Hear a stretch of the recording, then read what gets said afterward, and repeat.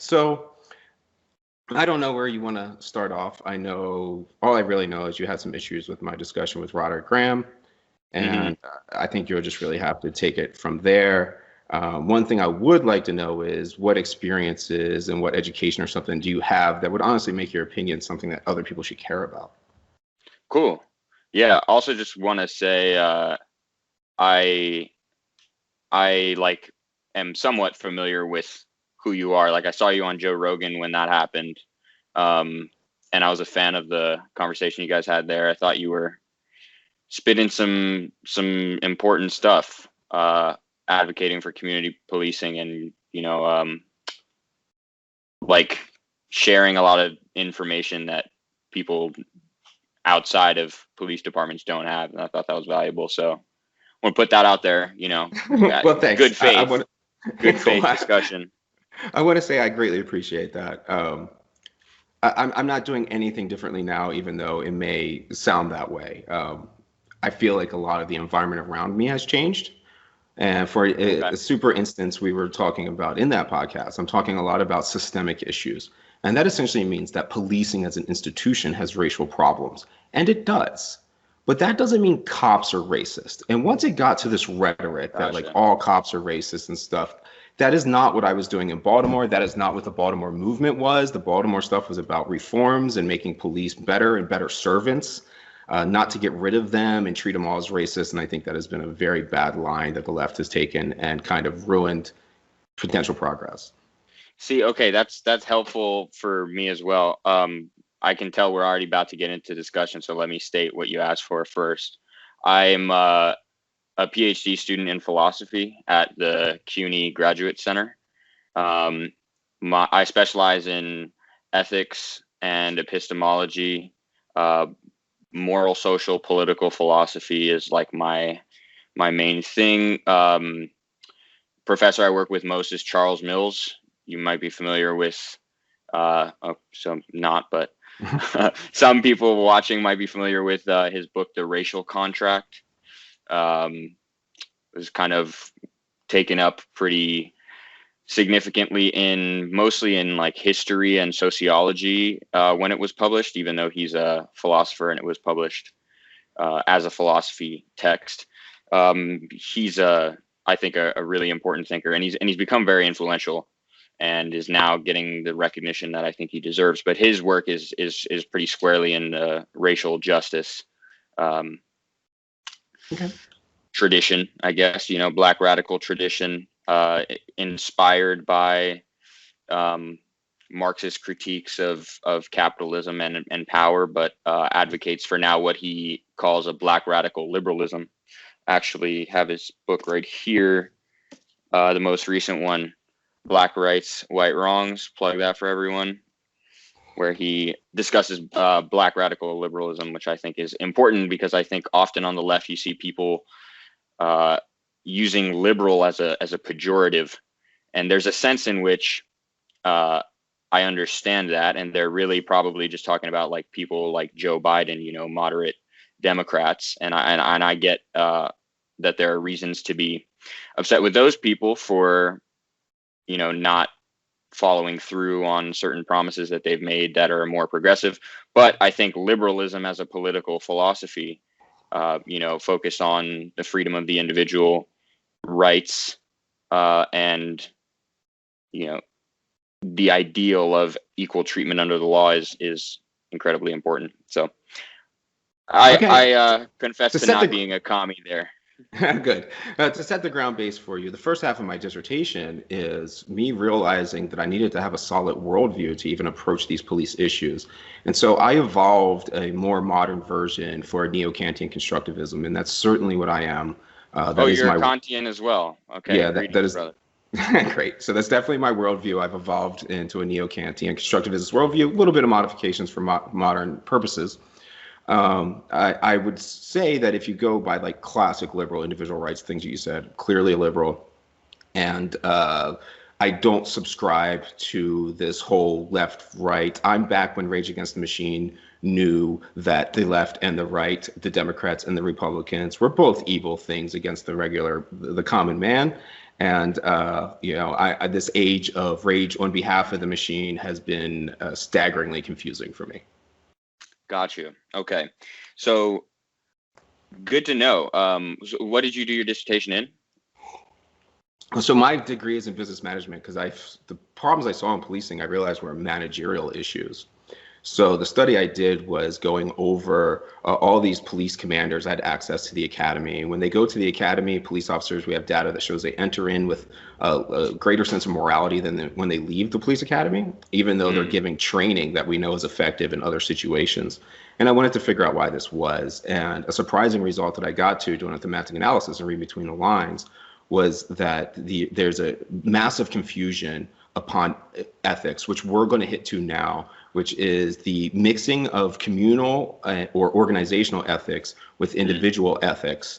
And an example of this is police and the public will use these terms interchangeably, though they are extremely different. It's like saying you're religious and then not clarifying whether you're for Satan or Jesus. Like these things, they require serious going throughs. So like legally, a police officer can kill somebody based upon their individual moral ethics, what they thought, what they believed.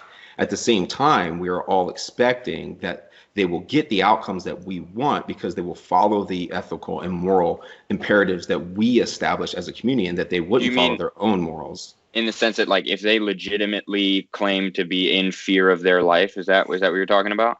Well, you don't have to be legitimately, like, the fear doesn't have to be manifested in something objective. It can just be psychological. It's literally right. No, I mean, but they just have to claim to be in genuinely, like, to them subjectively in fear of their life. Right. And I would argue for more objective morals that are established by the community through communal ethics, and then the officers would have to subscribe to that. But like departmental policies are written in communal ethics ideas that there's like a continuum of force. You do this, you do that, and you do this. And that means that's what the officer should follow, whether he believes in it or not. So that's the community's ethics and the organization's ethics. And as an employee, I think it's clear that that's what you should be following, especially when you are a servant. The big problem I think that really comes in with this concept is that means when the officer follows what the community told him to do, that blame is entirely on the community, not the officer. But we can't get past the vengeance mindset. Interesting. Yeah. So I mean, as you said, these departmental policies are written in terms of values that are, traditionally supposed to appeal to the many, or like, know, that are founding with our country, liberalism, these sort of classic ideas that are communitarian in some sense. But the fact that the community has no involvement and cannot hold the officer accountable creates a serious problem, right? Because then the interpretation of the text. The officer isn't accountable. The officer is a pawn. Right. Exactly. It shouldn't be. I'm saying he shouldn't be accountable, really. It's not for like, if you take the modern case with Derek Chauvin, the training, the commanders, the sergeants, the long history, that is who is telling him to do this. He's just a product. And to focus on him greatly misses everything that we were supposed to be trying to do. Okay. Interesting. Okay. So I wanted to start with talking about what you said with the conflation of calling individual officers racist versus calling policing as an institution racist. So this is something that I've also seen. I've seen it particularly since the rise of Robin DiAngelo, that she will like talk about systemic racism and sometimes seem to attribute systemic racism somehow to an individual, and at least that's how a lot of people misinterpret her, if we're going to be super charitable, right, and say that she's not actually saying that. But what she at least is saying is that and this is a more defensible claim, is that the individuals are complicit in a racist system. But then she seemingly carries over, therefore we're all racist. So she sort of does this little sleight of hand that, because the conventional sense in which an individual can said to be a racist is that they have the belief in the superiority of one race over another. I or would that disagree they. with that, but okay. I mean, that's at least one. I mean, Sure. what would you have in mind? I mean, I would just go by the Civil Rights Act. It's classifying people into a race and then treating them differently than another group. Okay, so just discrimination based on race, I mean, or a double that's standard. the federal definition. That's the state definition. That's Well, Martin Luther King's definition. That's Malcolm X's definition. You know, I don't Webster's. know about. I don't know about. No, I know. Actually, not all dictionaries define it the same way. Some dictionaries do give the one that I gave, but I mean, that's supremacy. Yeah, that's belief that sure. your race is better. To just generally stereotype everybody is certainly a less extreme form of racism. Sure. Okay. So yeah. So good. So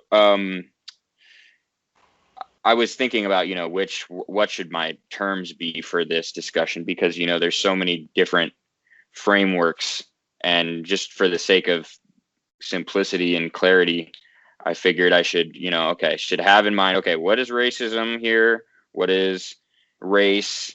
What are all these things? So I'm going with the framework laid out by the Fields sisters, Barbara and Karen Fields. Don't care about appeal to authorities. Make whatever you want. I'm just telling. I'm just telling you. I think your whatever definition you establish is equally valid. So for them, they actually do go with the same kind of definition you have for racism, and that's a double standard based on race, and that's put in. So racism, they say, is an action, right? It's treating someone according to a race-based double standard. It's not a belief. They don't think it's not. It's not hate. Okay. It's not a feeling. It's so something that only the action. Well, they say also then it could be that if you rationalize an action after the fact in this way, then that could count too. But I mean, a little ambiguous in my for our purposes. Yeah, either's fine there. So, but yeah, the point being just that Robin DiAngelo is in saying, everyone's complicit in this structure of racism or systemic racism. Therefore, everyone's racist. Definitely leaves most people who have this conventional sense of racism in mind with a bad taste in their mouth. And I think it's not productive. But I do think that is different from what a lot of people are saying when they say, all cops are bastards, right? They're not necessarily saying that cops are racist or anything. Some people I've seen make a nuanced take, and they say, no, all cops are bastards, not when they're walking around, not when they're hanging out with their family, but they're bastardized in being cops because this is a bastard system. Just being a cop bastardizes you in some sense. Yeah, extreme view. Sure. So what does that sound like a more reasonable thing to you than some of the stuff you've been hearing? Yeah. I mean, I feel like I don't know how we can deviate from the Civil Rights Act and the definitions that it establishes, which aren't far from that. That's fine. I feel like those definitions are a little ambiguous, but if we're going to talk about race, I hope you're going to agree that race is a social construct that came about in like the 30s or 40s. The 30s or 40s, I think, is not exactly right. I think that's when whiteness became especially important. But race as a social construct, I mean, there's a lot of different views about this. People debate it. Some people argue that you have basically all the necessary ingredients of racial thinking back in the ancient world with something like Aristotle's theory of natural slavery. Way over my head. Okay. Okay. So people argue, put it in different places, but I think when we talk about the modern conception of race, it was pioneered by biologists, I think geneticists, around I think the 18th century is when it started to really take off. Immanuel Kant and right before him David Hume were big on racial categorizations. But in terms of like U.S. ideology has very particular story of race and how it was created. But yeah, it's a social construct for sure. Okay. So maybe just like as far as you remember, I don't know if you went back and watched the conversation. how do you think your conversation with Rod started to slip in the direction of you perceiving him as a racist? Because I mean, once you classify people into races, especially even when they don't want to be classified into that race, which is another level of racism, then and you start treating people differently, that fits the definition of racism by all means. Okay. So to be anti-racist is to be racist. Right, when you're using the word anti-racist in the popular sense now is what you mean? Right. The only true way to be anti-racist is to end the social construct.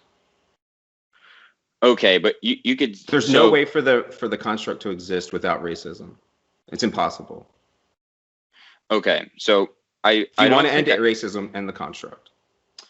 So sure, but I mean, the problem with that, the way around that, from brother. End the construct and you end racism.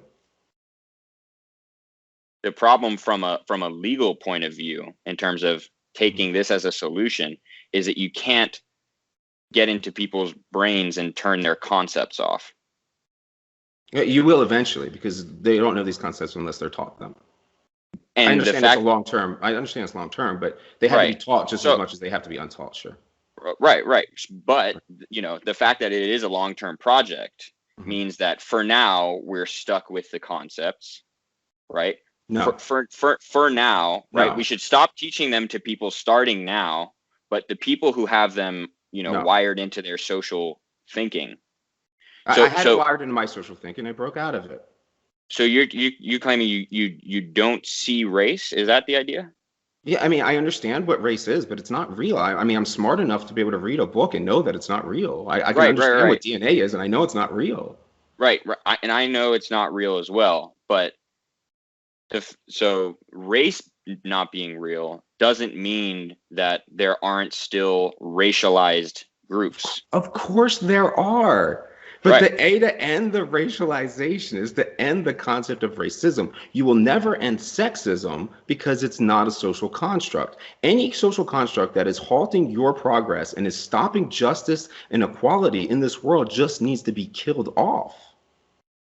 Okay, so what most people have a problem with me is I don't see the world racially. So when a black man like Rod is being a racist, I'm gonna call him a racist to his face as fast as anyone else.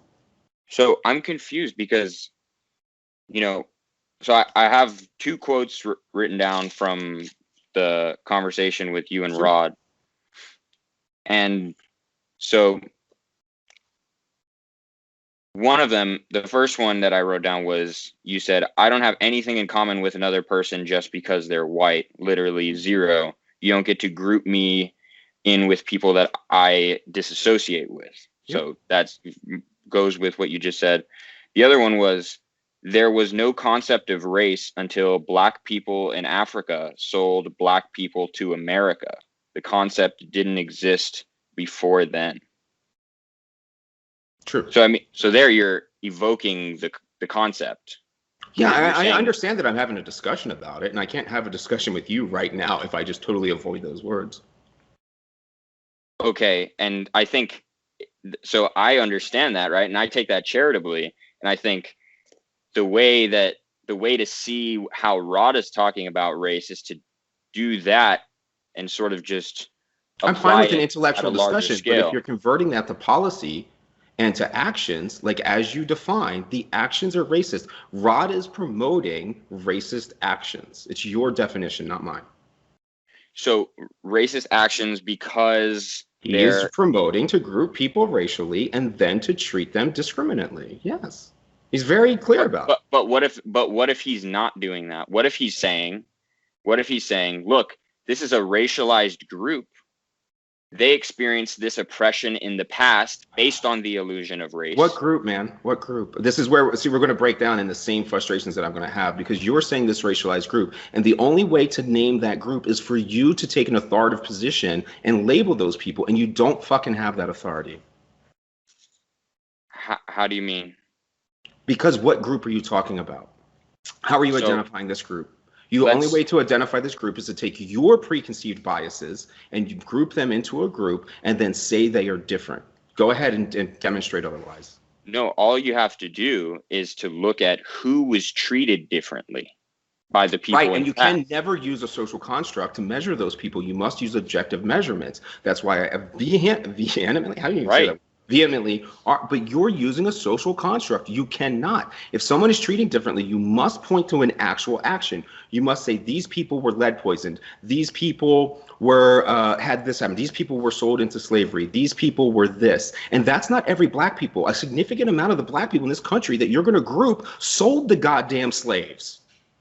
Well, I mean, they of course they themselves. Right, a black man from Nigeria whose grandfather sold slaves. Your classification will say he can come here and be treated in in discriminately favorable fashion to end what happened to 40,000 people, 200 years ago or whatever. It's silly. So if that's your point, then I understand that. If your objection is that, look, if we make affirmative action type policies based on something like whether somebody is black, then we're going to but we're sticking with race. Then there's going to be people, say wealthy Nigerian immigrants who benefit, even though they weren't harmed by any of the racist oppression that went on in America. Is that your idea? They're literally the creators. They're head of it. So yeah, well, I mean that's one aspect. But you're going to. It sounds like you're. I don't think it's fair to accuse them of like being. It kind of sounds like you have slavery, this idea. Hold on, bro. The unique thing about Western civilization and America itself is that we're the only place that fought hard to end slavery. That's what's unique about us. It existed before us. It existed after us. There are more African slaves today than there were during the time that we had them. Yeah, but also, so those people you're allowing to come over this country and give discriminate benefits to, while at these things, there's not an infinite amount of these benefits. You're literally taking from innocent people. And I'm sorry, like I can't understand how you can look someone straight in the eye and actually say those things. Well, I didn't say any of those things. Anyone, you plural. Okay. Yeah. So what I was trying to say is, so let's just address them in order. So it sounds like the way that you're talking about this, it sounds like you think that the African slave traders who sold other Africans into slavery were sort of like conspiring or something to at least. but so you claimed that there actually was a concept of race operative when that sale was happening, but that's not the case. These African people did not think of themselves as black. They didn't even think of themselves as Africans. So what? So I mean that's just one thing to point out. I'm just saying they did it. We're talking about actions, not social constructs. So they sold other people into slavery. That's true. Right, and then to act like the person who buys a hamburger is more responsible than the person who made the hamburger is silly. Well, but that's to erase all the rest of the history of everything that happened once they got onto the continent, right? So no, it's not. It's not. It's to say that when you do these policies, as you said, you will be benefiting people because your classification is not accurate and not scientific and not objective. You will literally be giving benefits to those who are the least worthy of the benefits, while you're taking from people who are innocent. So if your point is just that affirmative action type policies, if they can be justified, need to be based on ancestry rather than a social construct like race, then I understand that. It has to be objective. Whatever you're talking about must be objective. And there's no way for anyone to just, what are you going to make them have DNA tests? You can't. Hold on. Most people would not be able to tell an Aboriginal from somebody from Mongolia, from somebody from Kenya, from somebody from Egypt, from somebody from Chad. Most people would not be able to tell you that those were all entirely different lineages. I got that. Yeah. That's the race. They would say they're all black. Right. Mm-hmm. Right. So yes. So if your critique here, if your point is just that when we talk about Black Americans and historic oppression, we need to be more nuanced, right? We need to talk about American descendants of slaves. We need to talk about African Americans. Then, I mean, it sounds rough, but so what? Like, this happened to everybody. We're not talking about it didn't happen to everybody. Oh, yeah, it certainly did. So black people in America had hold on. Black people in America had slaves. Native Americans in America had slaves. The Russians enslaved the Slavs. And then the Slavs are going to come over here after being enslaved by Russia, and you're going to take from them to give to somebody from Africa. It's kind of mind-blowing. Slavery has existed everywhere. Do you think all slavery is equal? I mean, I have no idea what that would mean. Do you think all slavery is just as bad everywhere as it shows up? There's not more and less brutal systems of slavery, more and less oppressive, more and less dehumanizing? If you want to do that, that's fine. But you would have to say that 40,000 people being ripped from their homeland is tragic. But to end up in the most profitable, safest, most opportunity country in the history of the world, I mean, and where white people went and sacrificed their sons and daughters to give you freedom, I think you got the fairest deal of anyone. Well, who are you talking about? Are you talking about the people who were stolen from Africa? Or are you talking about slaves who came here from Africa? Well, so those people did not experience the most profitable country in the world. No, they ended up there. No, listen. They died long before. Sam, the people who are here now, they were on the best path, right? Would you rather have been a slave who was sold to be in Russia? Or Brazil? 4.5 million slaves to Brazil, 400,000 to America. Would you rather have went to Brazil or America? I'm not sure. Brazil didn't fight to end slavery. America did. Well, part of America did. The half that won, bro. That's who's left. The other people lost and are gone. That country lost. They're not gone. No. Actually, if you look at the history, what happened after the war? Do you think that you can say that there's a clean split, and then after the Civil War, the people who wanted to hold on to slaves were not at all like reactionary and holding on to their ideology and lynching people? For a time period at the time, of course. Do you know just as many white people were lynched as black people? Just as many? I mean, people who were not seen as white at the time. No.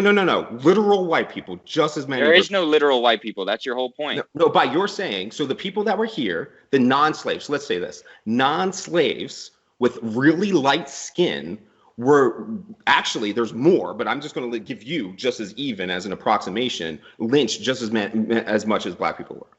I mean, I need a citation to take your You can look it up, man. Just hit it and do it yourself. I don't want anybody to rely on me. You can look for yourselves. Okay. Yeah. So I mean, I get offended there because you were pretending to know something that you did not know. Well, I don't claim to know it. I'm just skeptical of it. I'm suspending judgment. That's why I talk about now. I don't know the history and you don't know the history. There are certain key points that we're aware of, but like certain things, like the idea that you're going to group all of these people in Brazil or somebody else that come here in the same group as you do descendants of slaves is silly. Well, why would, but I never claimed to do that. But if you live by the construct, you will inevitably do so. But I'm pointing out to you that I'm not going to do that. Right. But I'm saying if you don't advocate for the same thing that I'm saying, to end the construct entirely, no justifications, no ways in which it could be used, then you will inevitably do racist things and perpetuate it continuing on. It's inevitable. Inevitable. If you live by the things of division, you will divide people. It's inevitable. But I mean, it's not obvious to me that that's the case. I mean, we live by divisions in terms of eye color, hair color. Right. But we don't. Sam, think about what you're saying there. Have you ever been in a community that treats blue people differently than brown-eyed people? No. You're telling me the modeling world does not prefer blue-eyed people? Well, I'm sorry. I've never been in the modeling agency. Are you going to tell me that Barbies and toys don't prefer blue eyes? No. I'm sure that they're definitely some right. So whenever you do yeah. any of this, you will have the discrimination. The thing is we can't stop colors of our eyes because it's objective. We can't stop being male and female because it's objective. But as far as like gender and race, they can all be. The only way to fight them is to end the concept. Okay. But you've already conceded that that these things aren't going to pop out of people's brains in terms of their conceptual schemes. That it's not the case that we can just snap our fingers and stop seeing of course. right? Yeah, but you actually do think phenomenologically your experience of the world is raceless? Yeah, in fact, it's completely irrelevant. Yeah, I mean, whatever attribution. So that, okay, got you. Okay. So that's different, right? Is like you see the categories, right? Like if somebody asks you, I that can guy, look at somebody and I could say, yeah, hey, some people would call this guy black, some people would call this guy white. I mean, I get that. I mean, I'm observant of the world. I understand what people's stereotypes are, but they're not accurate. Like the idea that people would say that black people have wider noses, it's just simply not true. That's the stereotype that you're talking about. If you take like Ethiopians, they don't have wide noses. I mean, it's just the thing, anything you come up with to actually define who is black and who is white will inevitably be false. So I'm with you there, right? I think that the biological, like there's no way to do the categories for them to actually map onto human beings in a correct way. Right. Like I got you. It just seems to me that because right, it would be great if we could just snap our fingers and get everyone's race concepts out of their heads. Then we could focus, right, if we had the means somehow, focus exclusively on the descendants of, victims of, serious, when I say like racial oppression here, I'm not trying to put people into races. I mean by racial oppression, like oppression that was the oppressor did it based on the delusion of race. I mean, I hear what you're trying to say. It just doesn't map to reality. Even if you're talking about if you say like white people own slaves in America, it's just simply not true. Like a small fraction did. It's not things that white people did. No, but there's a difference between. So English is kind of unfortunate in this way. When you say something like white people own slaves in America, there's one clear reading of that, which is all white people own slaves in America. That's clearly false. So that would be the universal reading of white. But then don't use a plural word. Saying white is a plural word. There were slave owners. Yep.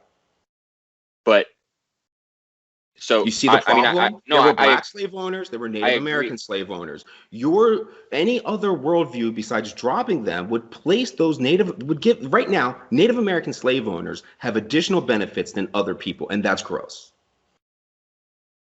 So I was just trying to make a point about the language. When you say white people own slaves, there is the universal reading, but there's also the non-universal reading, right? When I say zebras are in that exhibit at the zoo, I'm not saying all zebras.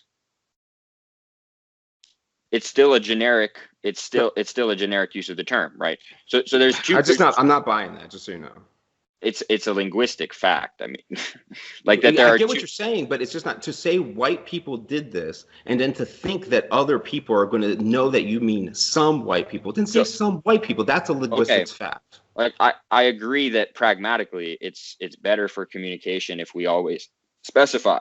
It's not my responsibility to make your language clear. Like it's on you. Communication feedback loop, clarify your words. I get what your point is ultimately, but you're saying that, yeah, some people define these words differently. Some people define words differently all over the place. I just don't care. You don't think there's any responsibility on the listener to be charitable? Yeah, sure, give the benefit of the doubt, but you don't have any information as a listener to make an assumption as to what someone else means. You got to complete the communication feedback loop.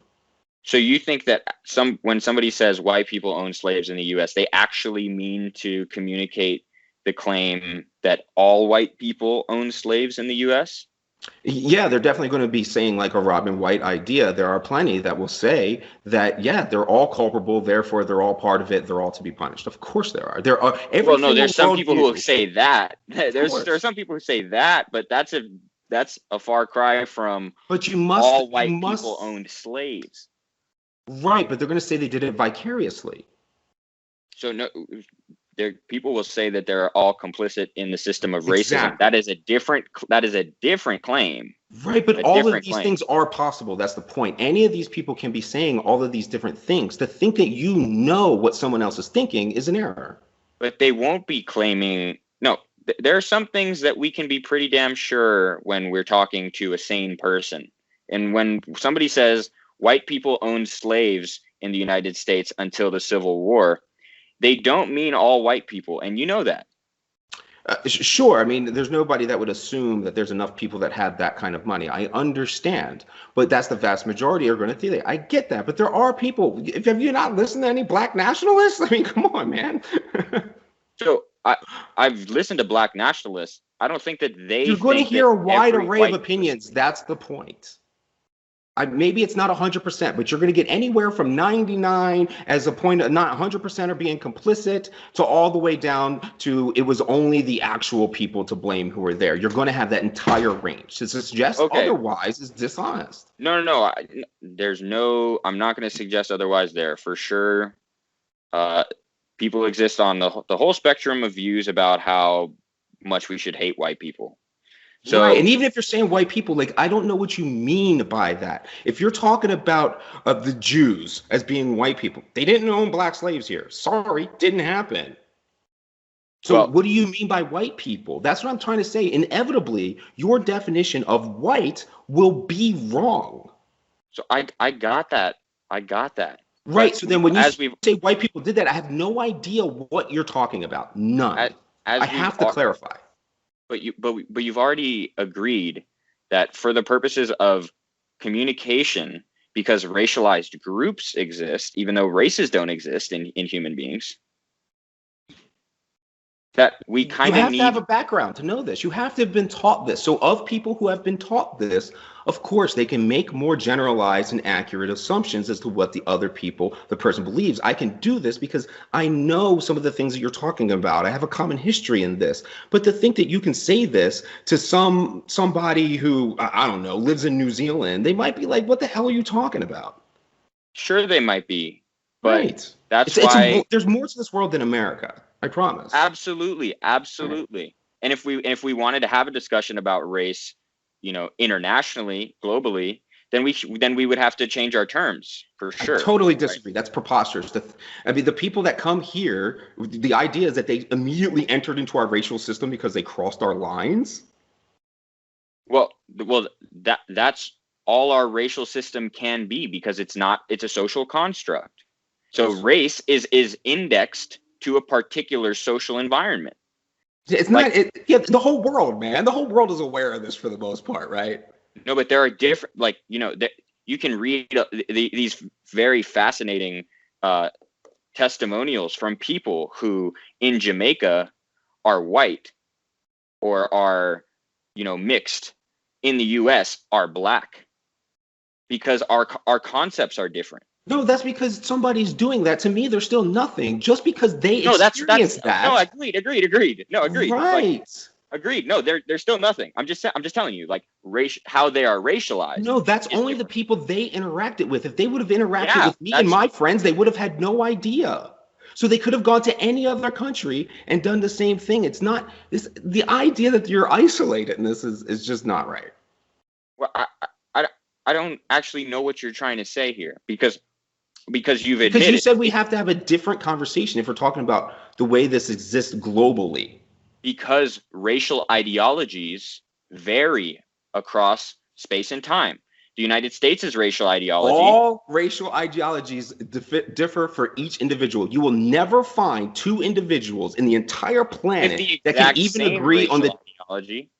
Yeah, no, agreed. But there are clusters. So you're doing this. There are clusters. Right. By your opinion and by what you create and your worldview and your perspective, which are equally invalid as anyone else's. Which are shaped by the other invalid people who you grow up around. Sure. Yeah, that's all I'm trying to say here. Is that yes, all these racial ideologies are false insofar as they attribute to individuals races that they belong to. They're all equally wrong in that sense. But I'm talking about, if we're going to talk about racialization, politically. I don't understand what racialization is. What you're doing is racialization. What am I doing? If you're saying that you want to classify people because we still need to classify them to fix these issues that we have systemically. I'm not claiming that. I'm entertaining that because that's Rod's position. Sure. But then that's right? what that would be. So Rod's position is to be I don't know exactly what his view. I just think that a version of what he was saying, what it seemed to me that he was saying, was completely compatible with denying the existence of race, which is your view, is that race doesn't exist, and to say that it does exist is racist, and that's why you thought he was being racist, right? So no, only the action. That's not why I think he's racist. I think he's racist because he advocates actions of disgrouping people and then discriminated upon them and then doesn't have the balls to even label what these groups are. I mean, let's ask you the question. Is Sean King white or black? So I don't know. Why is this question so hard to answer? Well, because I think this is actually a good example to show, the unreality of race, is because there are individuals. Yes. Where we, Yes, it is, because there are racially ambiguous people, and part of the ideology of, part of every racial ideology is that that everyone belongs to at least some race, right? Mm-hmm. And when that gets fuzzy and indeterminate, that starts to break down the whole ideology. So I agree. That's a good example as to why we should think race isn't real. But I think to classify people in doing that, you are the one in power. So even if you use the race and power one, if you're classifying people against their objections, no matter who you are, you're the one with power. You're the one being the oppressor. I don't understand how you get around that. So my point would just be, so what we want is, right, what you want here, what you would need to not condemn, say, a form of affirmative action or something, is for whatever form of classification to be objective. Right. And so the best we could do with someone like Sean King, is to know how he was seen, how he was racialized. You don't get to know how other people see him. That's the thing. I clearly see him as being white. He sees himself as being black. And then when he gets pulled over by the cops, he's going to say, I was discriminated upon because I'm black. And then the cop's going to write on his ticket that he's white. This is silly. Yeah. So, I mean, but you can have an analysis which is like, it doesn't have to be one dimensional. You don't have to just claim that in every instance of someone's life that they're racialized in the exact same way from beginning to end. You can have a view. You can't have a definition where someone else is doing the labeling that's not you. It's impossible. This is why it's so silly. You can't say someone else is racialized unless you're pretending to know someone else's thoughts. Well, right. So I arrested more black people than I did white people. Not because they were black, because they sold fucking drugs in front of me. Right. And so because you just told me that, because you just told me that you arrested more black people than white people, then I can get as best as possible of an access to your thoughts and how you racialized those people, how they were racialized in your interactions. Yes, I totally can. Because you just told me that you saw them as black. No, I let them write their own thing. They fill it out. They say they're black. Not me. So you're telling me that if they didn't say that they were black on some form. I've checked human almost my whole life. When it says race, I check other and I write down human. And that's what they should do too. So I see your like point that you're trying to make here, but the fact is that nobody in society is as committed to race eliminativism as you are. Like people are not, it's unfortunate that people aren't going through their lives consciously making sure that they're not putting people into racial boxes in the way that you like are clearly dedicated to doing. But everyone does this still because we still have these race concepts in our head. Right, but if And you stop doing it today, we will have gotten one step further. One that's step. true. That's true. We can only. I only hope that I can change 8 people, like, because I'm a neo-Kantian constructivist. So I'm hoping that you change their worldviews, and then 8 becomes 16, 16 becomes 32. You know how exponential math works. Yes, and that's great, but it's politically not a feasible program to change the world. Agreed. So, but we're talking about philosophy here, right? Well, we're talking about. You're a philosopher. I'm talking basic philosophy. We're always talking philosophy. I mean, when we're talking politics, we're talking philosophy. We're leaving the scientific realm in most cases. We're not just making descriptive claims. We're talking about how we should do things. Sure. So that's philosophy. So if we want to address racial inequality that we think is unjust, right? That we think that the ways that have can I just I need understanding, and I'm sorry for interrupting you, but what racial inequality exists today that's unjust? Okay, so I thought you might ask. I got a few stats written down. Sure. So I'm sure you're familiar with the wealth gap. Yeah. Okay, so wealth gap, I think it's something like white households have 17 times, median white household has 17 times it's not in the median black household. So that, is largely a product of racial discriminatory policies from no of the present. Early, right. I don't care about what happened in 1960. So, I understand. Okay, wait. So, okay, then there's going to be a problem because, well, I'm going to give you some more present ones, but the inequality that I pointed to was not present discrimination, but it was just present echoes of the past. I understand. Present inequality that is largely echoes. Yeah. Which I explain all the time. But you don't fight echoes by continuing the practice. You fight echoes by making equality for everyone. Right. King and Malcolm X would totally agree with me. So I'm confused about who these new black people are that are totally against anything that's been long held black nationalist, black radical, or anything. They're way outside the realm these days to anything that was taking place in the pre-2000s.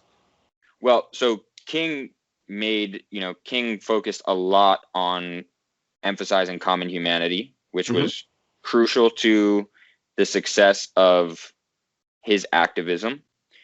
And I think, one of his huge virtues that completely gets ignored today by a lot of the people who champion him is how much he focused on class. And how much class. Yeah, he did focus a lot more on class. Right? Absolutely. He had like a universal program for all. He wanted all poor people to live decent lives. Do you think I have any objection to that? No. Right. And I love that. But towards the end of his life, he did support certain affirmative action policies. Why? It's important and reparations. To note why. Right. Very important to note why, though. The why was because he began to be afraid that he integrated his people into a burning house, and that was a racialized society that wasn't ready for what he was doing in application. That was his concern, that the data says that when blacks stayed in isolation and segregation, they were better off. That was his thing that he had to swallow because X had been telling him that the whole time. So you think that your interpretation of the burning house passage is that, or are you basing that on something else? I mean, it's what I've read from him. There's a whole bunch of stuff. I've read tons of his books. I've watched all of his stuff. Like, I'm not gonna be able to quote out things, but I understand his general gist, and I think he was racist as well. You think he was racist? Okay. Absolutely. I mean, I could go through his books. If I run downstairs, I'll grab his book. You'll see the notes, just notes and notes and notes. Look at this racist thought. Look at this racist thought. Look at this racist thought. Well, could you just name one? No, I mean, I can go down and grab one for you if you want. It's fine. It's fine. Yeah, and then I'll put it in the comment section for you so you can see. But the idea, he's doing the same thing. He's classifying people into race, and then he'll say to treat them differently. He's thinking these things. He's thinking these things about black men. He's very, I see him doing racist things against black men. Okay. I think a lot of where people will disagree with you on that is just that, so, right, I'm, for the purposes of this conversation, doing the whole race eliminativism thing, which I think can be defended, and it's the view that I lean toward now. But there are, sort of, they're not really views of reclaiming race. They're views of sort of appropriating race. So they say, well, look, biological race, the traditional race concept, is nonsense, right? Race is a social construct, but they develop a cultural theory of race, and this is what I actually heard Rod say, in the middle of y'all's, back and forth, when it was clear just talking past each other at that point. But a lot of people advocate a cultural theory of race, and I think it can be defended. I lean toward the explain what you mean by that. Are you talking like black culture as in certain rap styles and saying nigger? No, that's not what I mean. Well, I think, music would be a part of culture. Right. So is Led Zeppelin culturally appropriating black blues? So I just need to understand these concepts. Someone might argue that. I don't know where I stand on cultural appropriation. Right. So is Led Zeppelin white music or black music? I mean, by definition, that's black music in a cultural definition. But, well, I mean, it depends who you ask. I mean, that's what I mean. You're catching on, Sam. Look at you catch on, brother. Culture moves quickly sometimes and slowly other times. And this is where I do think the cultural theory of race breaks down, is that inevitably whatever group of people you want to lump together under some supposed racial culture are going to be too culturally diverse to fit under one umbrella. Yep. So that's my view, but I can see someone arguing perhaps for a more, this is actually the view that Paul Taylor defends in how he defines race, in terms of not culture, but shared history. So if everyone who's an African-American descendant of slaves can, like, their individual history is such that they know that their roots go back to a certain ancestor of theirs that was brought over here by force, then all the people who share that story can count as this. I think that's silly too, man. It's really silly. I mean, that's not an objection to it. Right, but the objection obviously should be completely obvious. That's like, for example, by the time you even have a second generation American, they have no connection whatsoever to the past. I mean, I can't tell you how many times, especially living in Arizona, I see somebody like walk up to a Spanish person, a Mexican American, and start speaking Spanish, and they have no idea what the hell you're talking about. Because they can't speak Spanish, yeah. Right, that's what I'm saying. There's no connection. If somebody, it's just not. But that would be a cultural thing, right? Right, but there's no connection to your lineage. You're not having a shared history because two people in a foreign country 200 years ago fucked. I'm sorry, that's silly. But it's not just about whether two people fucked. It's about how that explained it.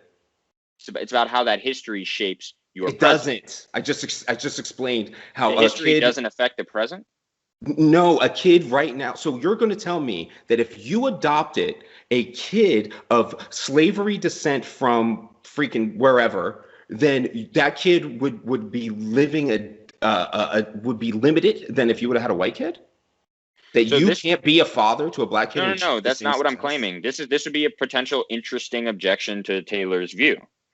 Would be that, perhaps on his view, if, having these parents and growing up in the household that was shaped by the history of slavery and Jim Crow, if that was necessary. The same household is not the same experience, though, Sam.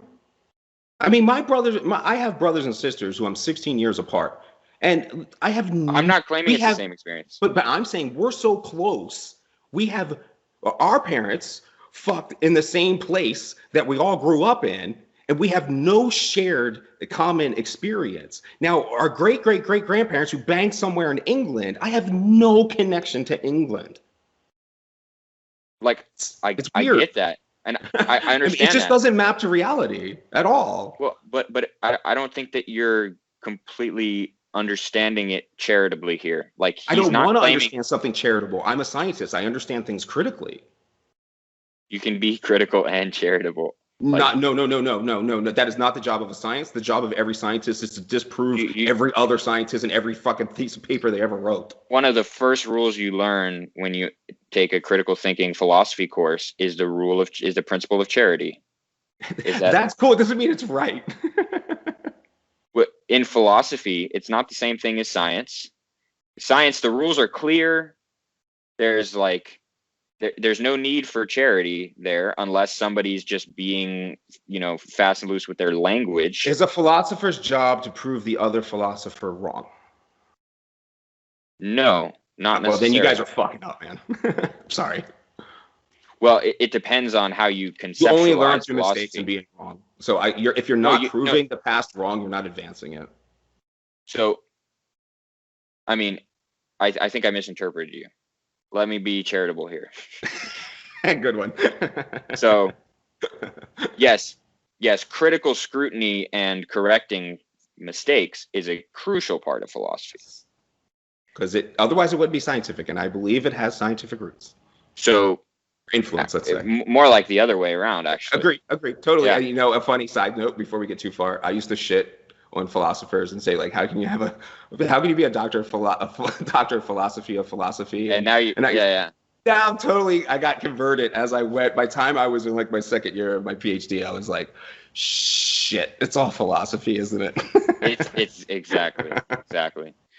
Okay, so the claim I was trying to get across here.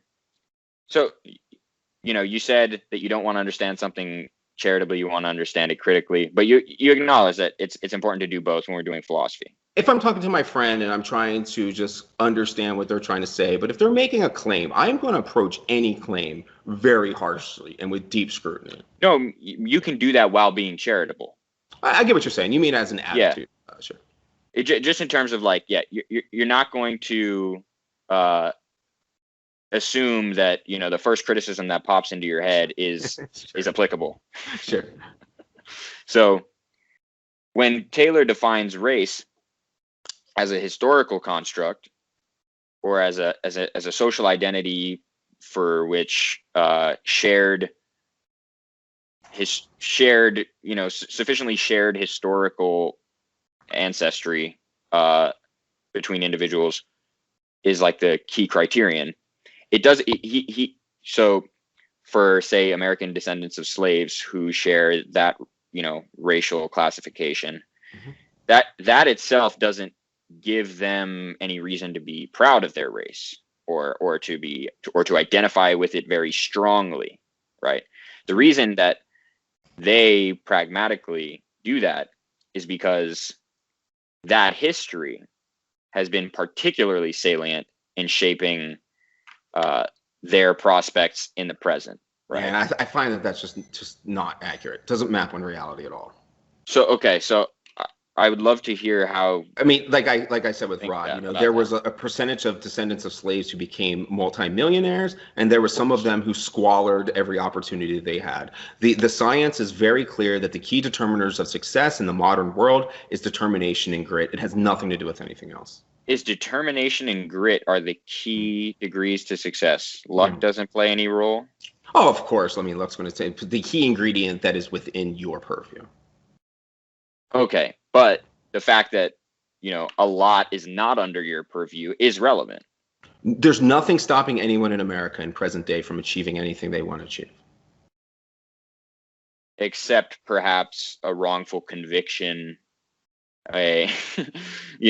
something that lands you in jail for the rest of your life that you didn't do. I mean, there are sorts of things that can really significantly. There's no policy.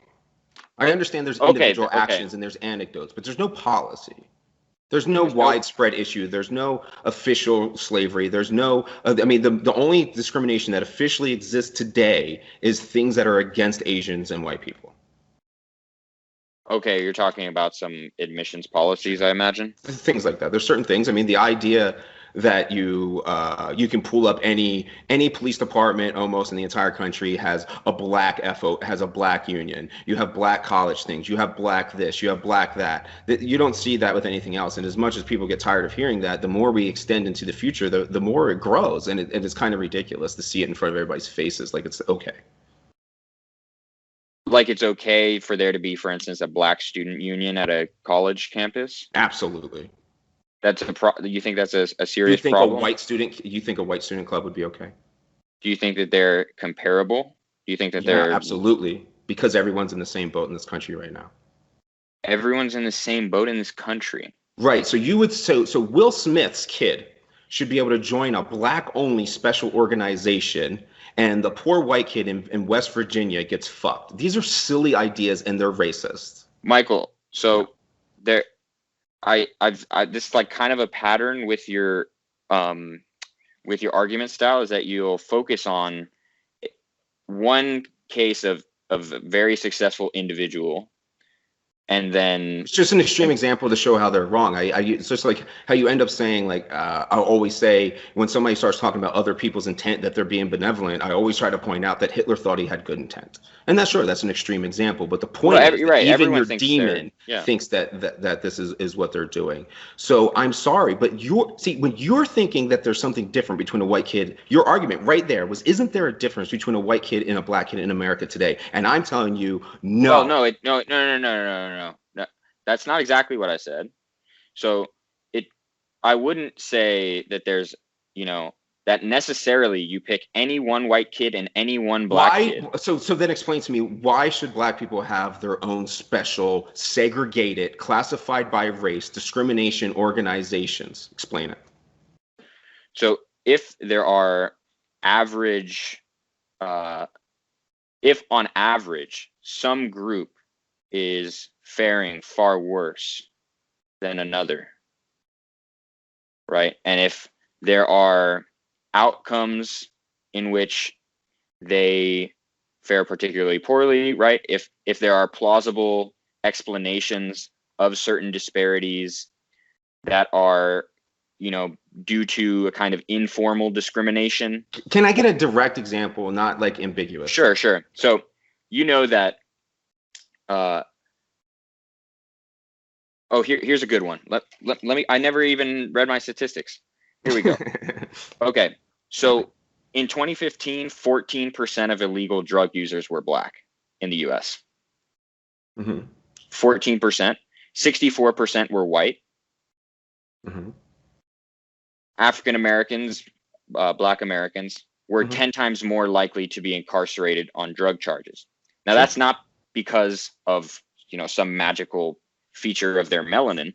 It's because black. Oh, you're going to explain to me why police do what they do. This is interesting. Pray tell, Sam. Well, right? Let's see if I get it right.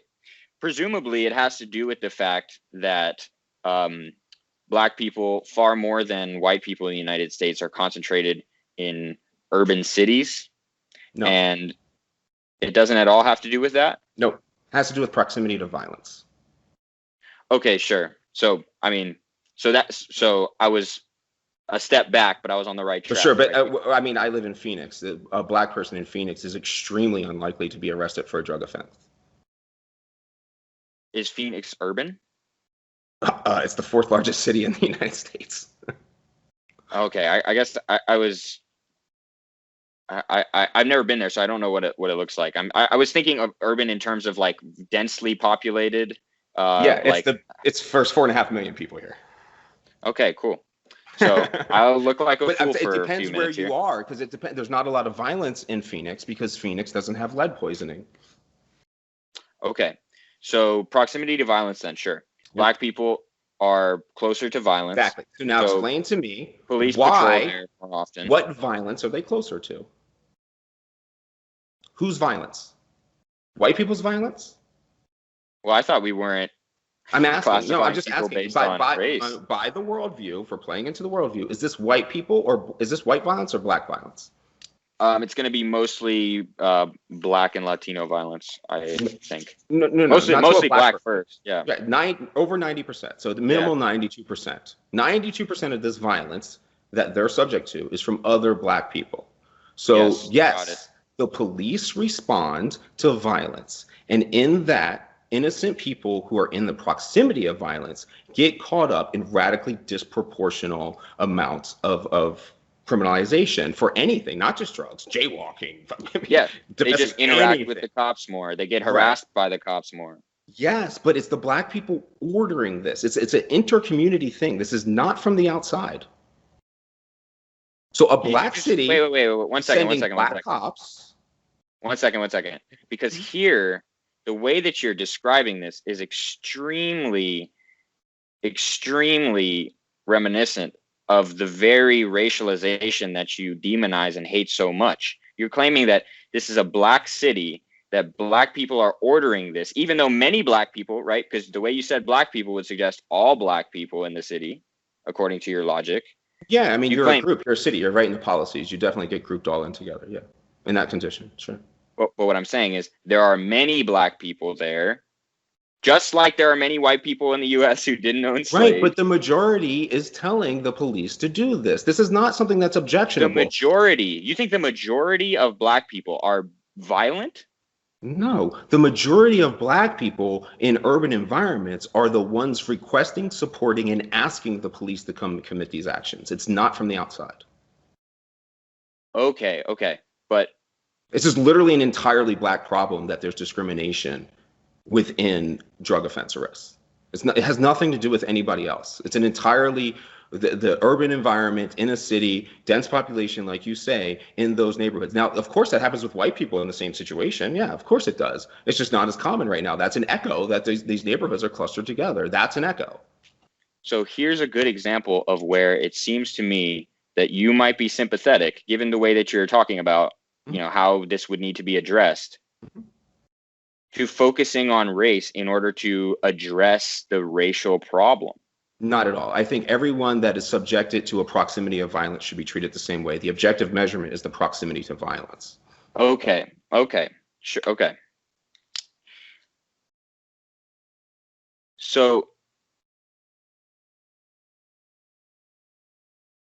that does make it sound better in my head because of the way that right, but it's wrong that these neighborhoods exist that way. That's wrong. This is a history of lead poisoning, a history of redlining. All of that's terrible. Yes. So there's as you said, there's no policy discriminating against these people, making these people worse off on average compared to every other racialized group. It's not their fault they're there, but they're the only ones that can get themselves out. So my point just being, might it make sense then if there's a group, racialized group, who is subject to far more negative experiences of a certain type, harassment by the police, non-lethal force by the police? Nope, because they're not getting harassed by the police because they're black. It's not happening. There's no evidence for this. But it doesn't matter whether it's because they're black or not. Because of course it does. No. If you want to treat them different, if you're saying that we need to make up for them being treated differently because they're black, then therefore we need to treat them differently because they're black. You understand that's what you're saying, right? So they weren't treated differently because they were black. They were treated differently because in modern times because of their proximity to violence and what the community asked them to do and what the community pays for cops to do. How about this though? So all the black people I know who have grown up in wealthy communities have still been pulled over, whether on foot or in the vehicle, incredibly more times than I ever have in my life. I've been pulled over once in my life. You need to pull objective data to say this really matters. So you have to rule things out. Is your friend or all your black friends just shitty drivers? I don't know. Maybe. Do they live in white? Are they walking around entirely different? Data on this because there's a big meta-analysis that came out in May, I think it was, and they found a pretty clever way of doing a control. Was they looked at the number on a certain highway. They looked at the number of people pulled over by race when it was light outside and when it was dark outside. Who determined the race? You can look at the study. I know how they did it. They went by the officers' reports. So a police officer, you are going by data that said a police officer labeled somebody and checked a box on a report, just so you know. Gotcha. And that a white officer, a black officer, a who knows, somebody else labeled them. So Sean King would be white in this study. Which is fine by me. Right. So you're not actually measuring people who call themselves black. You see, it instantly falls apart. No, it doesn't instantly fall apart, because the only thing that matters here is people that self-identify as black. Who cares what they self-identify? I don't care what Rachel Dolezal says when she gets pulled over by the cops. Like, I really don't fucking care. When we're talking about racialization, we're talking about a perception of someone imposed by the outside. That's what racialization is. If you say so. Well, because I don't care what anyone self-identifies. What matters to how you are treated by other people in the world. Mm-hmm. I mean, to some extent, you know, how you self-identify with your close friends and when you talk about things will matter. But out there in the world with the strangers and the cops, it's about how they see you. Right. Not an objective measurement. How, of course, because how millions of individuals with entirely different definitions of race got you this data. Just so you know, right from the get-go. Definitions, yeah, sure. But not presumably very radically different conceptions of people according to 3 categories. Again, you're pretending to know that which you do not know.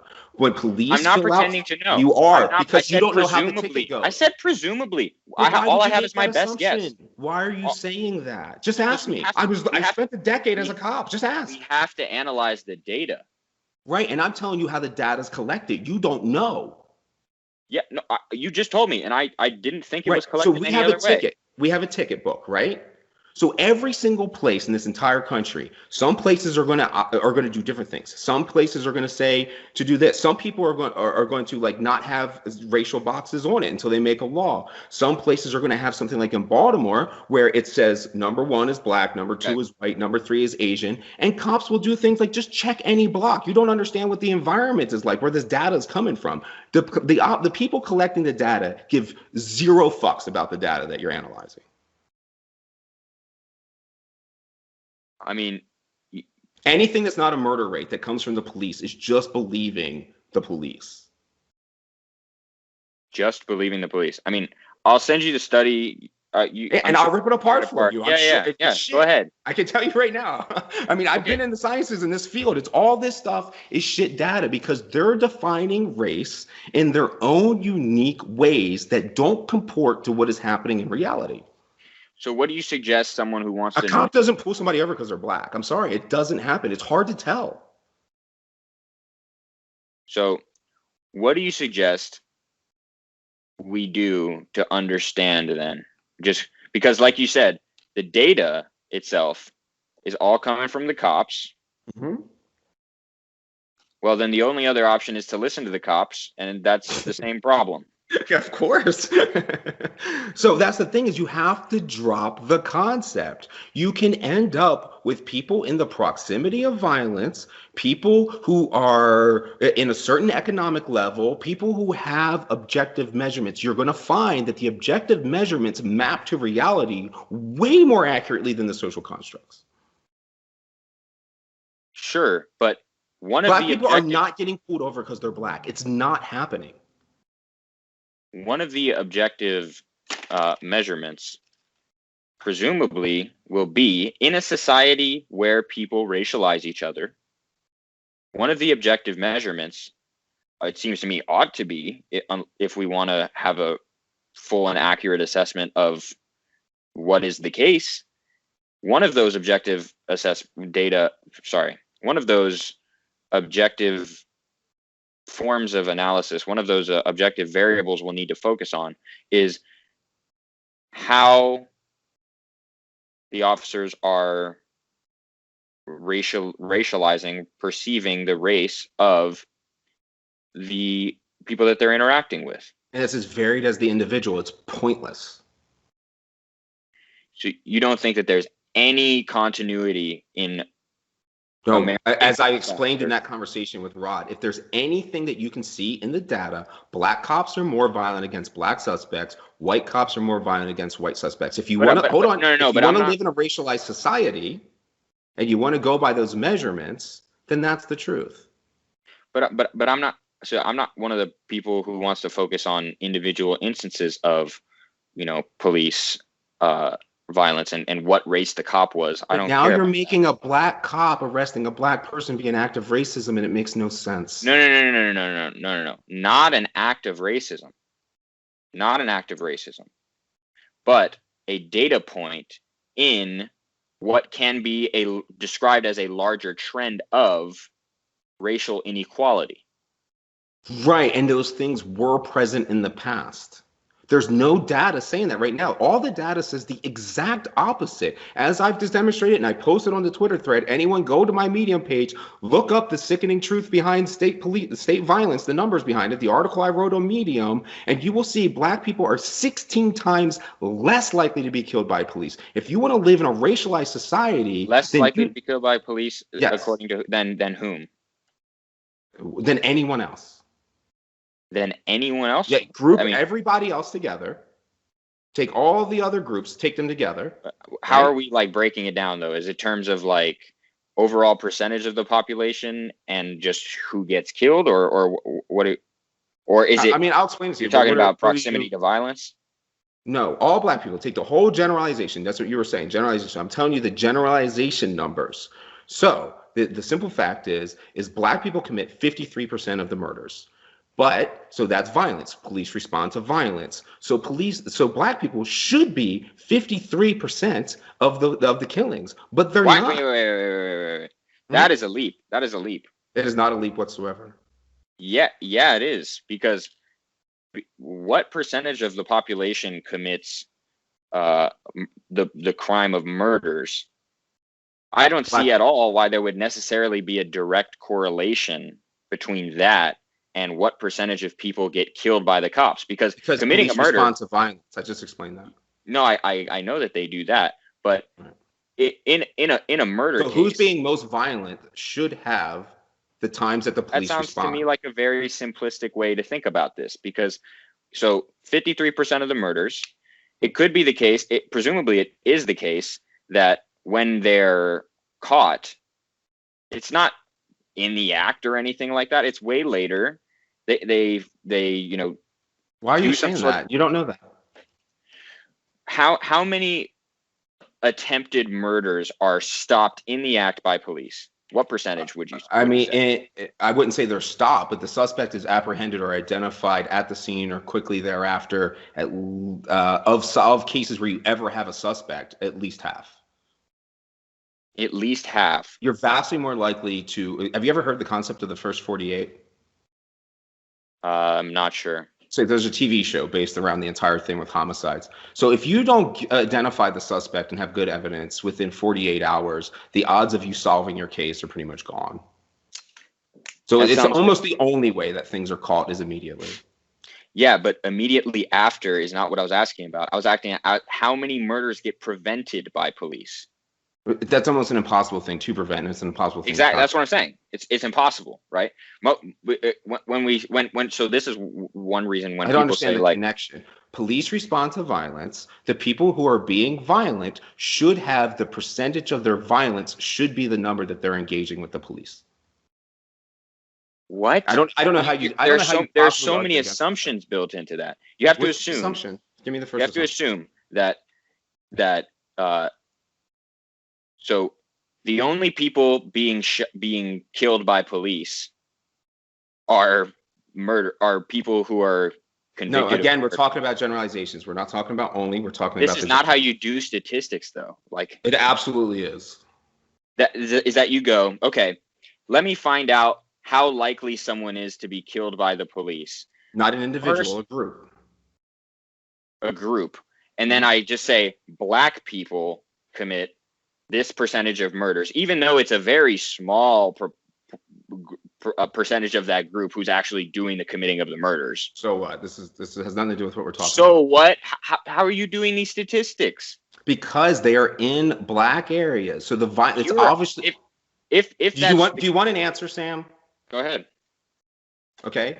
The numbers are very simple. Police respond to violence. When violence occurs, they're in those areas taking enforcement actions, right? And then they're trying to do preventive things. They're doing things called like running trains and jumping out on people and setting up investigations, and they're locking people up for minor offenses. They're trying all these little bullcrap tactics in those areas. So this is because of the proximity and violence. That's who's interacting with the police. So that is your basis of numbers. It is not demographics. Police do not respond to demographics.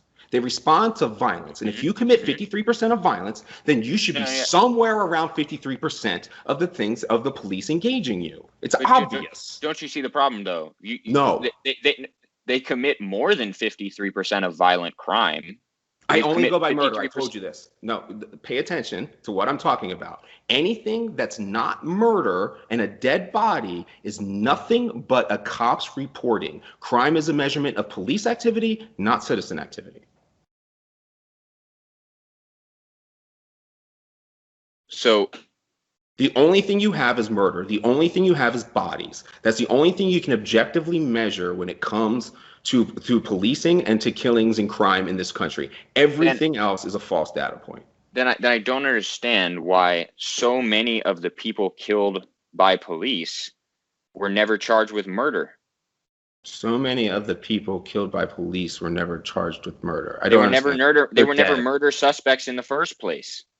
Yeah, they're murder suspects to the cop. No, then.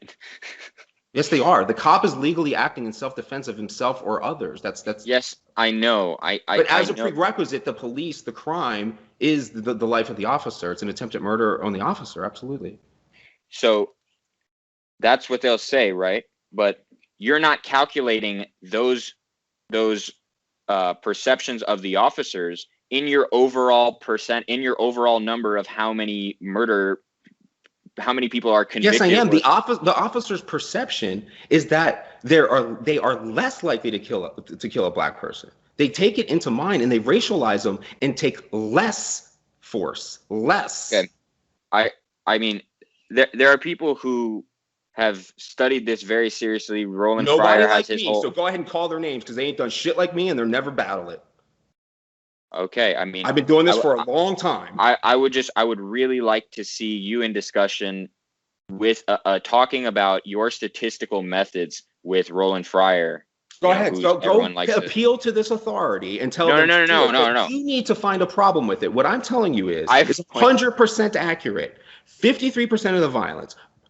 Police respond to violence. So therefore, the only correlation that you have is that. But it's not 53% of the violence. It's 53% of convicted murders. You're talking about? No, even if you can infer all this stuff. I don't know why you can't infer these generalizations and you're getting stuck on it. So simply infer. Of course I can. When 92% of black victims have black suspects for killing them, then I can generalize any black killing to 92%. Yeah. Okay. I got that. The odds of a black person being killed by another black person when they're killed is 92%.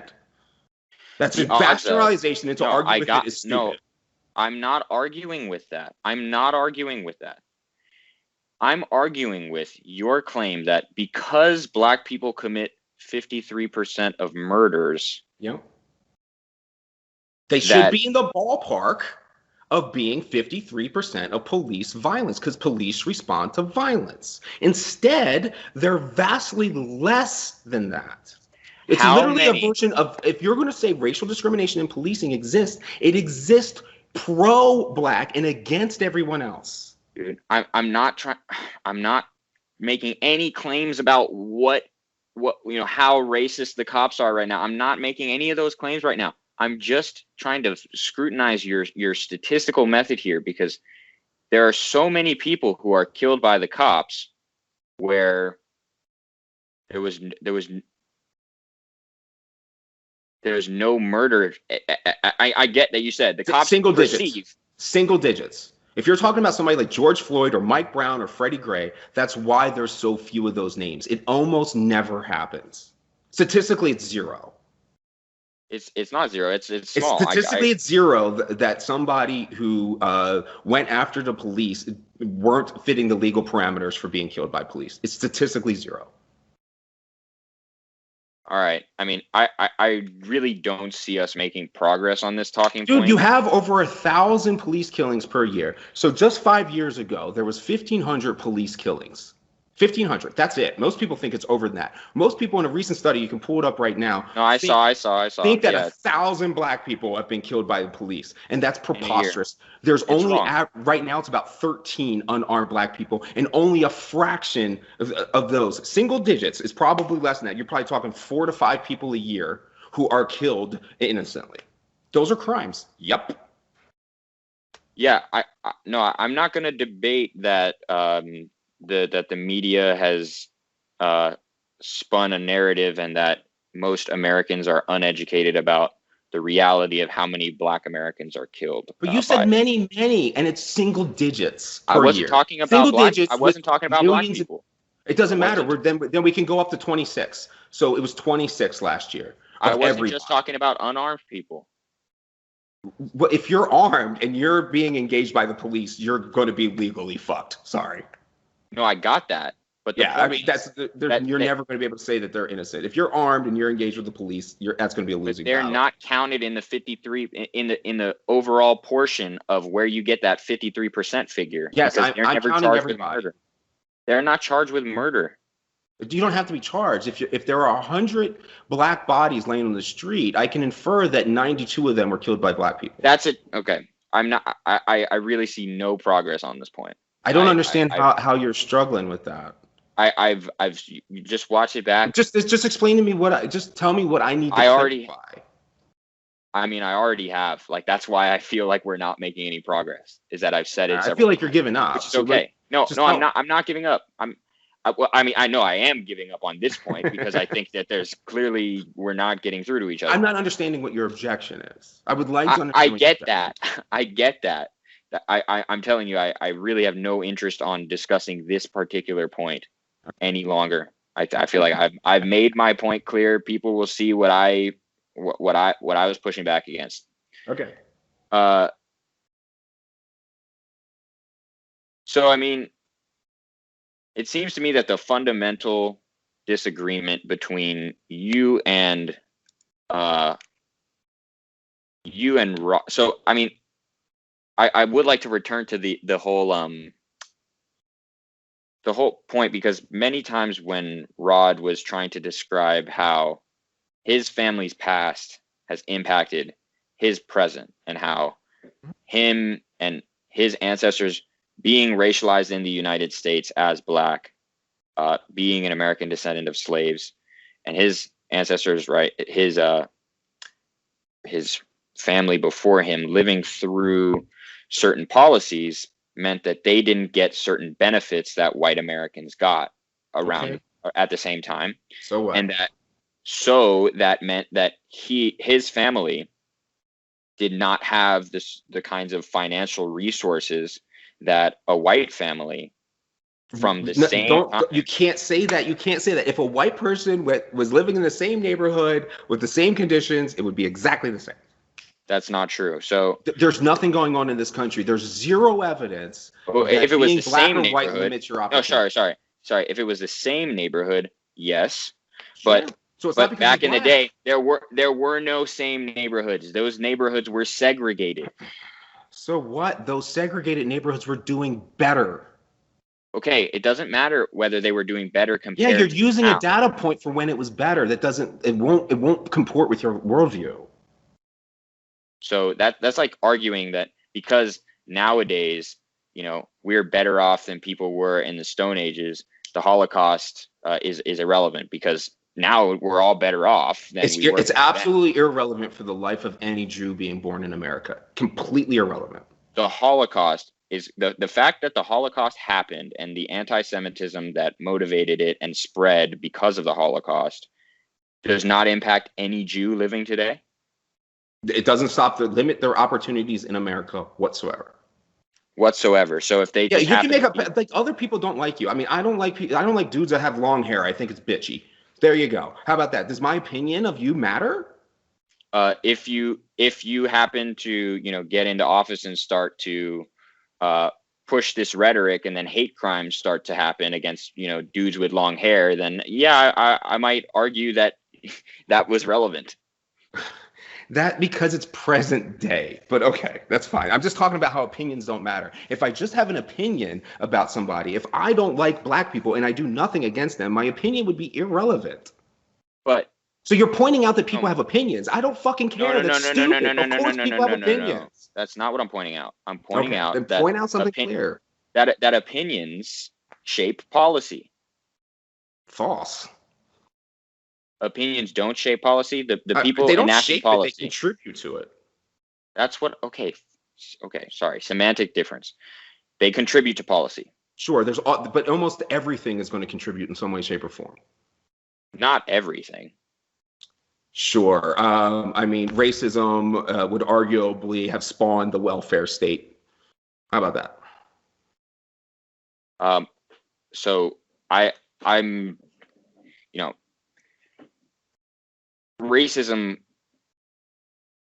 The welfare state is not itself a policy.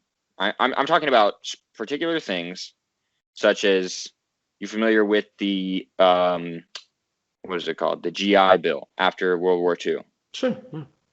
So that gave huge financial resources and incentives to, cheap mortgages. I'm a veteran. I get to white veterans, right? But not to veterans of color. But what happens? What has happened since 1967? So one thing that would have happened is Rod being born. So since 1967, right? Say Rod's dad fought in the war, right? I don't know the particulars, but I mean, there's enough of these policies that you can trace certain things, not as an absolute matter of fact, but sure, man, people have hurdles, bro, but so does everyone else. Everyone has hurdles. Not everyone's hurdles are the same size. If you're a white kid growing up in Baltimore in the hood, it's harder for you to be white than black. There's black privilege. Okay, I'm not denying that. But these things apply to everyone. You can't point something out. I really think that underneath the surface, your idea is racist. I really do. And it sounds bad, but you're saying that because he had challenges, that he couldn't just overcome them. Of course he can. No, that's not what I'm claiming. Then who gives a fuck? What? Who gives a fuck? If you can't overcome the challenges of the past, if you have every ability to overcome the challenges of the past, why are you dwelling on them? It makes no sense. Dude, so people are not, as you've acknowledged, people are not purely rational wills floating through a Kantian universe. People are embodied social beings. There are social forces that influence how we act, and sometimes there are obstacles put in place by other people that, if not block us from doing certain things, make it harder for us to do certain things. And sometimes we get lucky enough to overcome those, and other times we don't.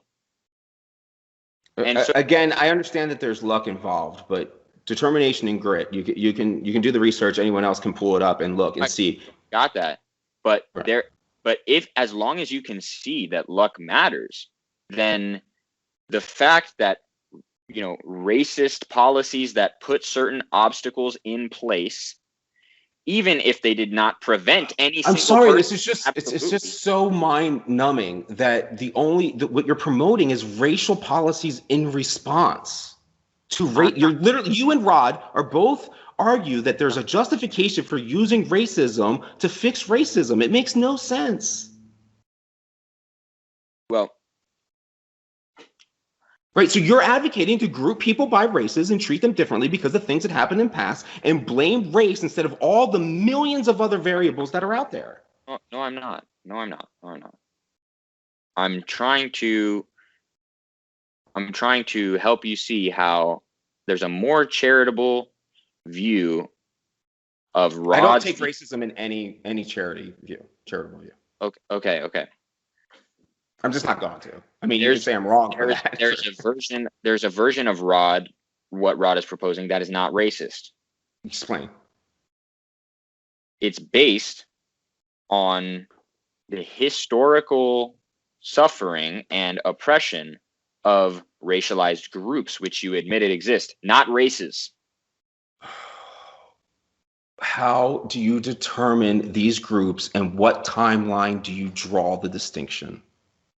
That is going to be the hardest question for us to answer. And it's impossible. No, so you're claiming a priori that it's impossible? Okay, Absolutely. fine. Okay, fine. But as long as you acknowledge that in principle, his view is completely understandable and is not necessarily a racist one. Which view? Help me explain that.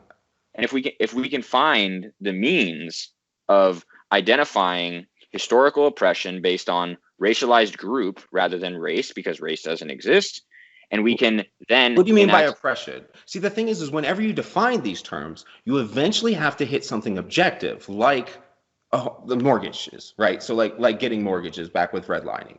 What do you mean? When you define oppression, you have to hit something? No, we're going to have a theory of oppression, and a theory of oppression is not something that we can all agree on. It's something right. That's all pointless and silly. It's about. No, it's not. It's not pointless and silly. It's the most important thing that there is. It's politics. What I'm trying to say is you have to point to something, right? Somebody is not just oppressed because they claim to be oppressed. What is the oppression? Like if you're punched in the face, the oppression is getting punched in the face. There's an action.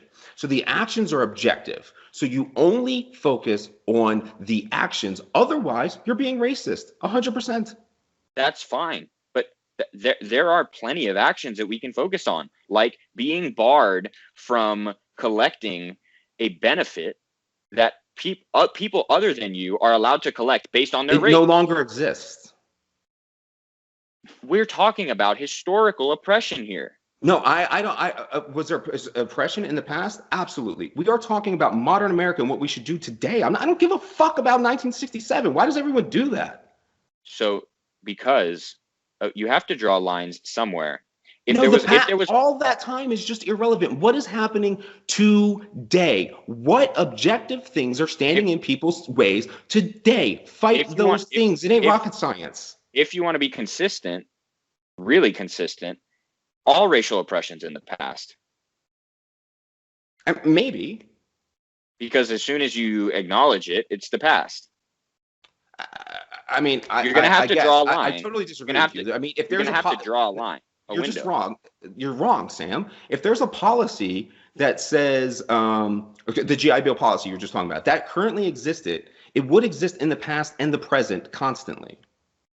So did you know about, during the 2008. Just going to totally skip that point that what you said was false. No. That's cool. What I said was false. It's not technically always in the past. If there's a policy, it's always in the present. What my point being, as soon as you go to acknowledge it, if it already happened, it's in the past now, unless you're going to have a window of the present where the policy is always the present. If somebody just discriminated against me based on my race, and then I try to go complain, you can go tell me that it was in the past because it's not happening anymore. They already discriminated against me. I guess here. If you want to say it that way. Point. So we're talking about things that no longer apply to anyone since their birth, dude. It's not the same. It's like saying that if somebody was racial towards your father and you're suffering the repercussions. Somebody called your father a funny long-haired white guy and you're just suffering the discrimination today. That's what you're claiming. So a 2001 subprime lender, New Century Mortgage, made 10 times as many subprime loans, to black applicants. Why? Go ahead and pretend to know that which you do not know again. As the prime lending company that owned it. Why? Go read the study. I don't have. No, the question is, why did they do this? It was a federal mandate. They were ordered by the federal government to do so. Because of policies like you're trying to institute that were anti-racist. Put black if they were ordered to do that, hey, then that's racist. Then that's a racist policy. That should be exactly what you're against here, man. Go ahead. Okay, so the federal government, I am against it, but the federal government is the one that did that through policies that was an anti-racist policy, and now you guys are using it as evidence for racism. This is exactly what I'm talking about. So it's just like the crime bill. It's just the crime, or the Civil Rights Act trying to be taken down in California. When we sit here and we talk, the left and people like Rod and people like you will criticize, for instance, Joe Biden for signing the crime bill that he signed. What was that? I can't remember what year. 1997, 94 crime bill. But the thing is he was listening to all the black leaders and all the it was supposed to be an anti-racist policy. But you can't be anti-racist. It's racist. Well, I mean, it was a colorblind policy. No, it wasn't. In word, in name. No, it wasn't. In letter. No, the subprime thing was not. It was definitely the Joe Biden one. The Joe Biden one.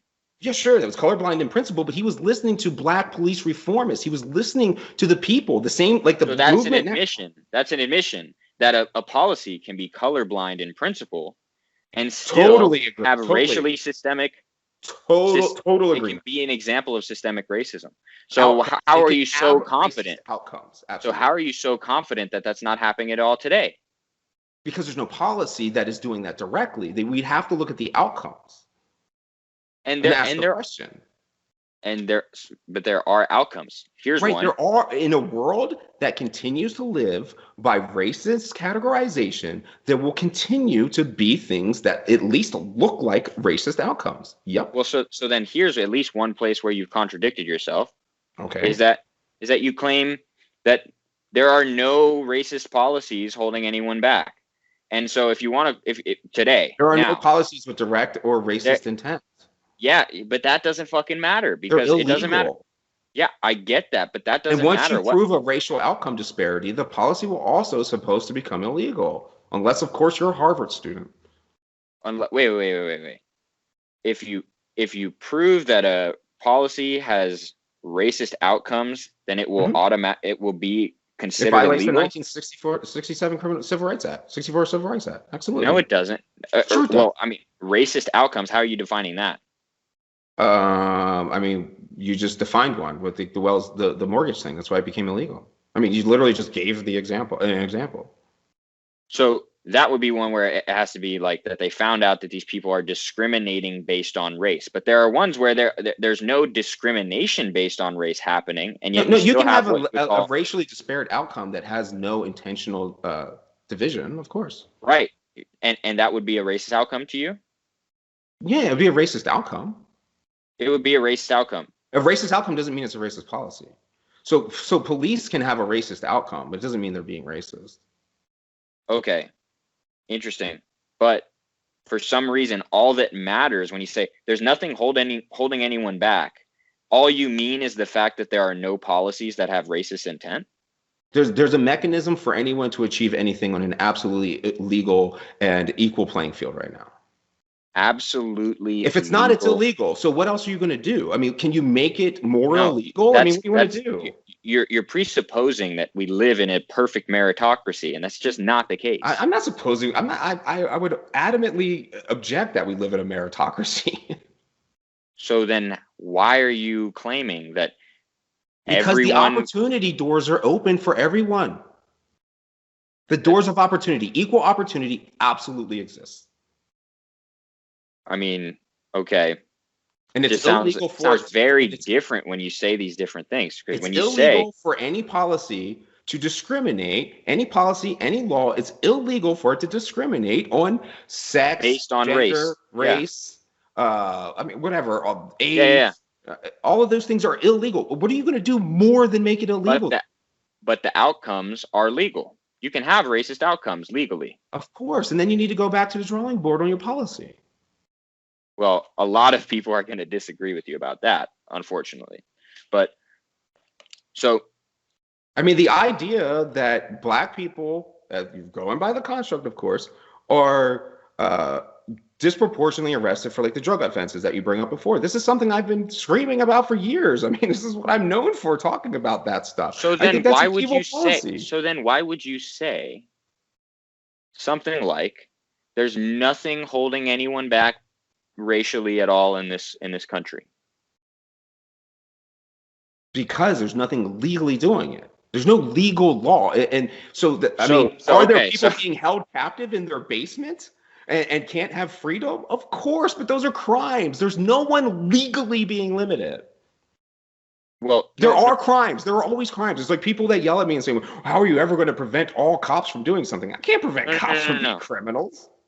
But you just admitted, right? You can have the racist outcomes. That's Yeah, not unconstitutional, right? We should it is. change that. It is. It's not unconstitutional to have racist outcomes. Yeah, that you would go to court and you would say, "Look at this," and you would win, and the Supreme Court would say this policy is No, you against the would 19th. not win. You would never win that. All right.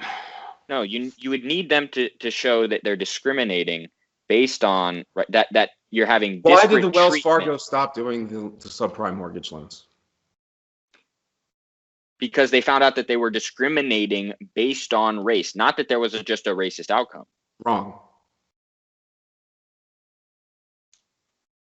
The policy was to discriminate based on race, to give out mortgages. That's what I just said. When it had a racist outcome that was harmful, it was intended to have a racist outcome that was good, essentially. But once it came out and the outcome was looking bad for the people they were intending to help, it went and they got fined. Wells Fargo was fined extremely hard. They were criminal. They were penalized. Yeah. It's illegal what they did. And then the government came in and said, no, you can't do this, and fined them millions of dollars and forces them to restructure everything. Disparate treatment, not the disparate outcome. That's the only you can say that all you want. That's the only means that the court had to do that. No, you're wrong, because the disparate outcome is the only thing that brought attention. So, I mean, that is like a conspiratorial reading of it. You can have that reading. I'm just telling you, like, in terms of like the Constitution. You just demonstrated it yourself, man. You explained that when these had these outcomes, the data, you showed the data of these and talked about the data of these policies coming out and having bad responses for the subprime mortgages. And then once everybody found out about the bad responses, it went to court and Wells Fargo lost. And it's terrible because they were ordered to do this by the government. They weren't even the real ones that did it. Okay. I mean, I know these situations. Like, this is what I do. Yeah, but you keep obfuscating the point that I'm trying to emphasize here, which is that I don't understand why you would advocate this pull yourself up by your bootstraps type. I didn't advocate that. Well, sorry. You suggested I said something. The doors like are open. The doors of opportunity are open for everyone on these things such as race and stuff like that, of class. Even though there are racist outcomes all over the place in this country. Of course, but these racist outcomes just aren't as solid as you think they are. Like, you got the subprime one from 2001. Cool. I mean, but these are people that entered in a contract of their own volition, and like essentially you're saying, look, black people were too stupid. No, you are, because these are all free. This was all free will. None of this was imposed.